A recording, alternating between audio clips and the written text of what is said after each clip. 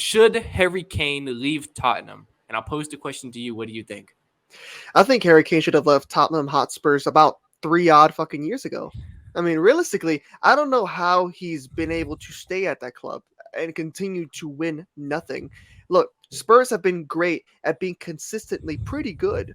I mean, that's all they've really been. I mean, they made one Champions League final, but I mean, other than that, they've just been, top four. They've been consistently in top four, which is impressive, but it equates to realistically nothing. I mean, the legacy of Harry Kane adds nothing. I mean, you don't get remembered in the history books for he was always consistently in top four. That's unrealistic. That doesn't happen. Yeah. And I think just for the future of his career, he needs to go somewhere where he can actually win trophies, win a damn trophy, not the Audi Cup that he won in what 2019. like in 2019. I think he should be going anywhere. I mean, I don't care if it's Bayern Munich, Barcelona, Man United, Chelsea, Man City, anywhere. I mean, anywhere. Mm-hmm. Do you have like a preferred club like that you think you should go to 100%? 100%. I think the club that's perfect and primed for him is Man United. I mean, realistically, you look at what Man United have and how. I mean, just forget the Liverpool game. Other than that, they've been very, very good. And what they're lacking is a true consistent goal scorer. Look, Marcus Rashford is very good, but he's not a 9. What Harry Kane does for you is he guarantees you consistent goals every single season he plays. Mm-hmm.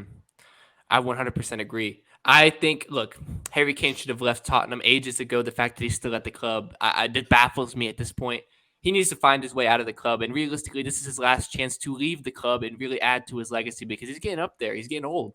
This is his last chance. This is his window of opportunity. If he wants to go win trophies, he has to do it now. So Harry Kane needs to leave Tottenham. He has to do it. And realistically, I think there would be suitors from all across Europe, but I think Harry Kane is of the position that he would like to stay in England. I do think that, and I saw Jamie Carragher make this point on the post-match show. He said Harry Kane is very close to becoming the Premier League's all-time leading goal scorer, overtaking Alan Shearer. And obviously, you would love to win trophies, but having that in your legacy is something. It does mean something. And I think he could do both. He needs to stay in England, and I think it would make sense for 2 clubs at the moment in England to go ahead and get him. Obviously, for ages, we said Man City. Obviously, they ended up going with Haaland. They don't need him anymore, of course. So I think, like you said, Harry Kane should be looking at Manchester United and Chelsea. And I think one of those 2 options is more likely than the other, I will say. I think Manchester United is the more likely of the 2 options, and it makes the most sense. We look outside of the Liverpool game. Man United have been rejuvenated under Erik ten Hag. They've been playing amazing football. They literally already won the Carabao Cup, and it's crazy to say this, but the Carabao Cup would be the best thing to Harry Kane's legacy. Ever won. This would be the best thing Harry Kane has ever won. It would add a lot to his legacy. I mean, it's crazy to say that because it's literally. I mean, Weghorst has more trophies than Harry Kane now.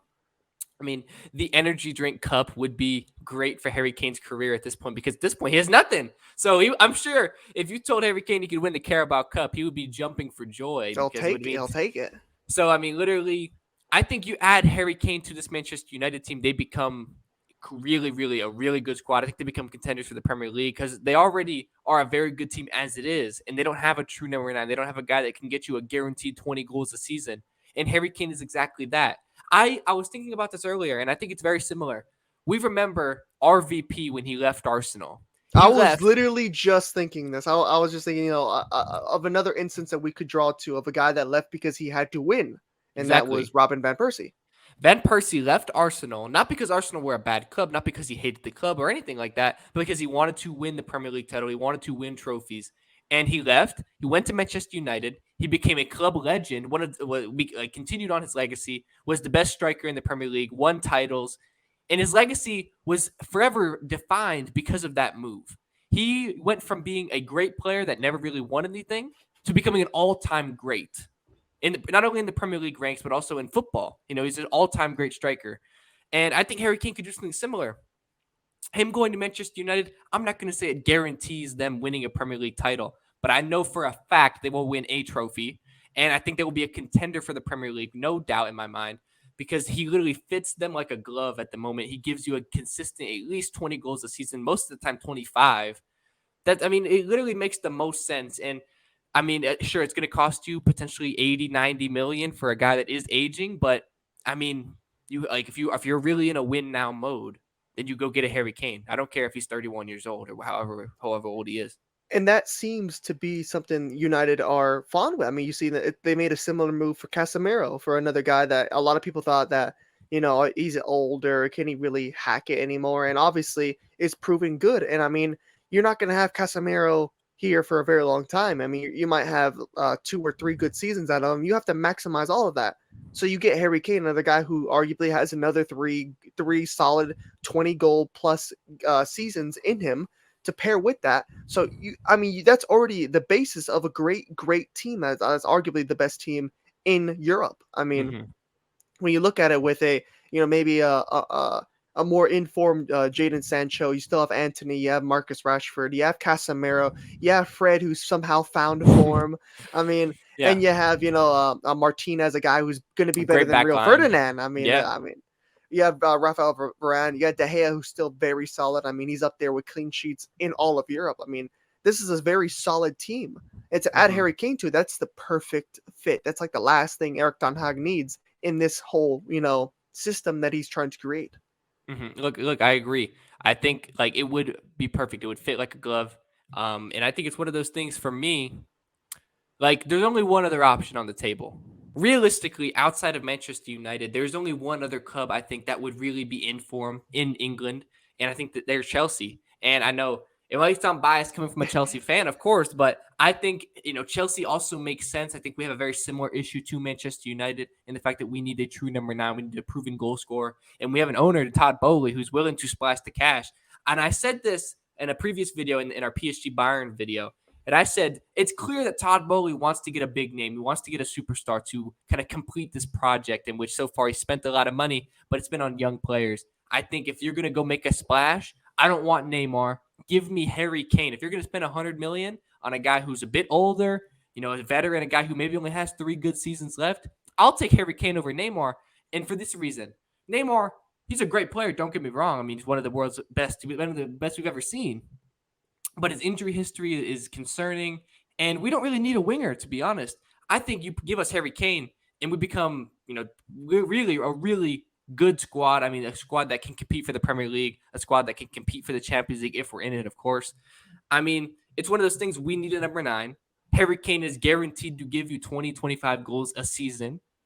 I mean, there's no reason not to go for it. I think the only thing that would stop this move from happening of Harry Kane to Chelsea would be the fact that it's a London club to London London to club. London. Like, that's why I think it's way more likely he goes to Manchester United, because it's not really going to a direct rival. Going from Spurs to Chelsea, I don't think nothing Harry Kane could do would like tarnish his Spurs legacy. But going from London club to London club, going to Chelsea of all places, it would be tough. I mean, I know a lot of Spurs fans would be pretty upset about that. I think if he goes to Manchester United, it would still be kind of like, it wouldn't be great. I'm sure the Spurs fans wouldn't be too happy about it, but they can be okay with that more so than Chelsea. So that's why I don't think it would happen.